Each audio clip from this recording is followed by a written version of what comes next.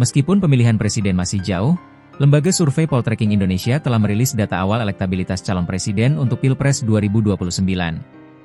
Survei yang dilakukan pada 3 hingga 10 Oktober 2025 ini melibatkan 1.220 responden dengan margin of error PM29 pada tingkat kepercayaan 95. Direktur Eksekutif Poltreking, Hanta Yuda, memaparkan hasil ini dalam 4 skema: top of mind, simulasi semi terbuka, simulasi 10 nama, dan simulasi 3 nama. Hasilnya menunjukkan dominasi yang sangat kuat dari presiden petahana, namun juga munculnya nama-nama kejutan.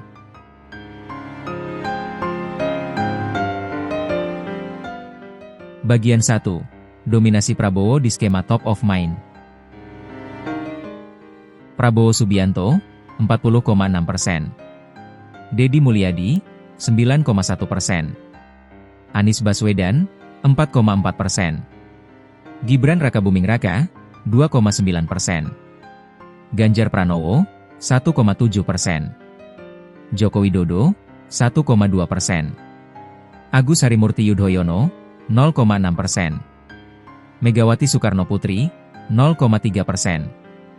Susilo Bambang Yudhoyono, 0,1%. Surya Paloh, 0,1%. Rocky Gerung, 0,1%. Mahfud MD, 0,1%. Hovifah Indar Parawansa, 0,1%. Basuki Cahayapurnama, 0,1%. Tidak tahu, tidak jawab, 38,6%. Prabowo, angka 40,6% menunjukkan brand awareness dan elektabilitas Prabowo sebagai presiden petahana sangat tinggi di benak publik, jauh melampaui tokoh lainnya.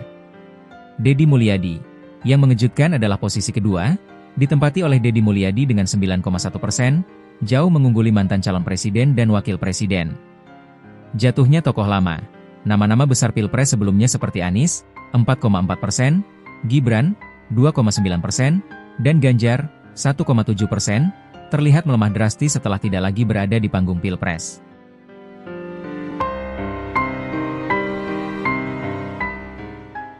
Bagian 2, perbandingan di skema simulasi. 1. Simulasi semi terbuka versus simulasi 10 nama.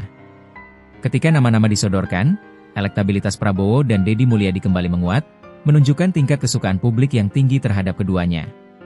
Prabowo Subianto, angka Prabowo naik dari 40,6%, top of mind, menjadi 48,5%, semi terbuka, dan 49,1%, 10 nama. Ini menunjukkan elektabilitasnya mendekati 50%. Deddy Mulyadi, elektabilitasnya juga melonjak signifikan, dari 9,1% menjadi 15,7%, semi terbuka, dan 17,1%, 10 nama. Peningkatan ini menegaskan Deddy Mulyadi adalah kuda hitam potensial di Pilpres 2029. Prabowo Subianto, 59,1%. Anies Baswedan, 9,9%. Gibran Rakabuming Raka, 7,5%. Tidak tahu, tidak jawab, 23,5%.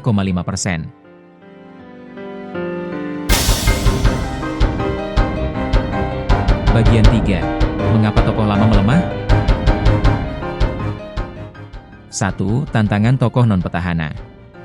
Data ini memberikan beberapa insight penting tentang dinamika politik pasca Pilpres. Efek petahana, Prabowo mendapatkan boost besar dari statusnya sebagai presiden. Angka 40% di top of mind adalah modal politik yang sangat besar.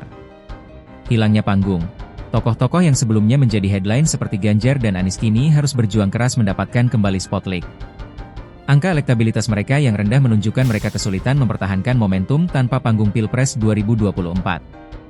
Gibran, meskipun menjabat wakil presiden, elektabilitas Gibran, 29% top of mind, relatif rendah dibandingkan Prabowo. Ini menunjukkan bahwa dukungannya sangat terikat pada figur presiden saat ini. Survei Poltreking ini adalah wake-up call bagi para elit politik. Pilpres 2029 menunjukkan bahwa Prabowo berada di posisi yang sangat nyaman, sementara Deddy Mulyadi menjadi fenomena menarik yang harus diwaspadai. Tokoh-tokoh lama harus segera menemukan panggung politik baru untuk menaikkan kembali elektabilitas mereka sebelum terlambat. Menurut Anda, apakah angka Deddy Mulyadi ini nyata? Atau hanya fenomena lokal Jawa Barat yang kebetulan terwakili kuat dalam survei? Dan mampukah tokoh seperti Anies dan Ganjar bangkit kembali untuk menantang dominasi Prabowo?